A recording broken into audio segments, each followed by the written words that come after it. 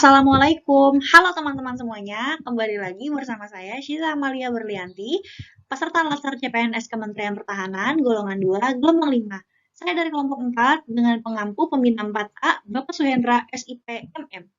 Pada kesempatan kali ini, saya ingin menyampaikan materi tentang komitmen mutu. Pada materi kali ini, kita akan mempelajari konsepsi dasar, nilai-nilai dasar, pendekatan inovasi, membangun komitmen, dan berpikir kreatif. Sekarang, kita masuk ke materi konsepsi dasar. Komitmen mutu memiliki 4 indikator, antara lain efektivitas, yaitu sejauh mana organisasi dapat mencapai tujuan yang ditetapkan atau berhasil mencapai apapun yang coba dikerjakan.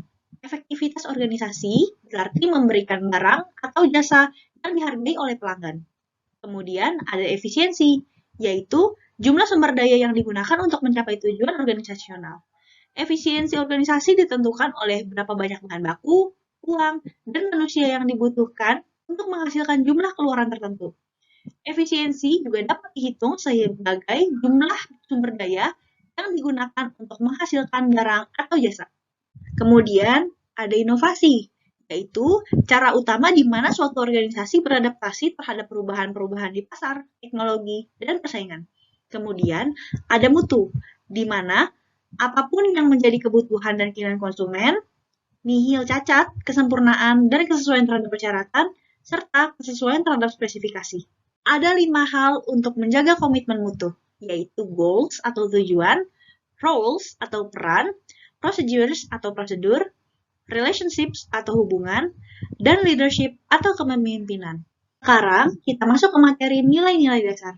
Ada 5 nilai-nilai dasar orientasi mutu, yaitu komitmen pada kepuasan customers atau customer satisfaction, cepat, tepat, dan ramah, melayani dengan hati, melindungi dan mengayomi, serta perbaikan berkelanjutan. Manajemen mutu terpadu atau Total Quality Management terdiri atas kegiatan perbaikan berkelanjutan yang melibatkan setiap orang dalam organisasi melalui usaha yang terintegrasi secara total untuk meningkatkan kinerja. Adapun 5 pilar Total Quality Management antara lain produk, proses, organisasi, pemimpin, dan komitmen. Menurut Ciptono, Total Quality Management dapat dicapai melalui berfokus pada pelanggan, obsesi pada mutu, pendekatan ilmiah, komitmen jangka panjang, kerjasama tim, perbaikan secara berkesinambungan, dan melakukan diklat. Berikut pola Fishbone Manajemen Mutu, dimulai dari institusi pemerintah yang membuat rencana mutu, pengawasan mutu, perbaikan mutu, kemudian sosialisasi mutu, implementasi dan pengawalan mutu, output dan outcome, yang nantinya akan menghasilkan kinerja bermutu. Sekarang, kita masuk pada materi membangun komitmen.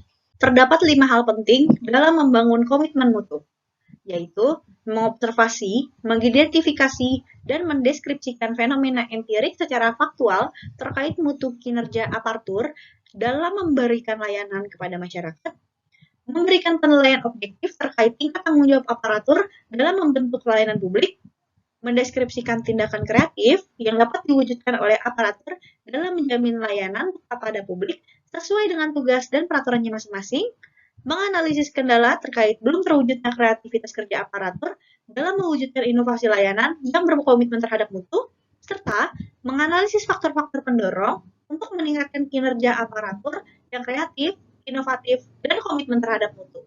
Sekarang kita masuk ke materi pendekatan inovasi.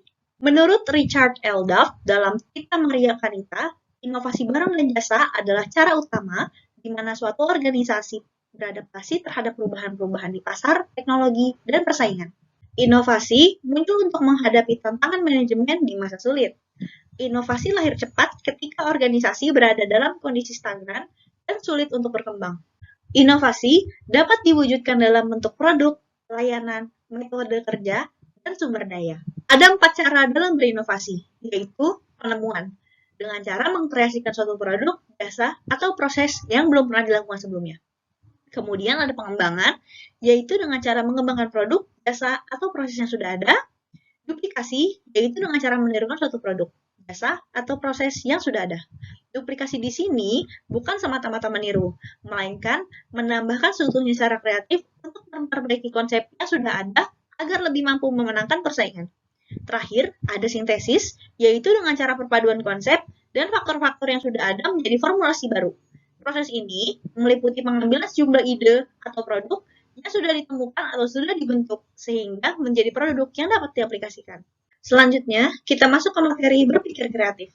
Terdapat 3 poin dalam berpikir kreatif, antara lain memberikan contoh nyata berbagai tindakan aparatur yang mencerminkan pemberian layanan publik yang kreatif, inovatif, dan berkomitmen terhadap mutu yang dapat dilakukan di tempat kerja, menjelaskan manfaat dari penyelenggaraan kerja yang kreatif, inovatif, dan berkomitmen terhadap mutu, khususnya bagi masyarakat yang dilayani, serta menampilkan kinerja yang menunjukkan komitmen kuat terhadap mutu berbasis kebijakan yang sudah ditetapkan. Sekian materi tentang komitmen mutu. Terima kasih bagi teman-teman yang sudah menonton. Semoga materi yang saya sampaikan dapat bermanfaat untuk teman-teman semua.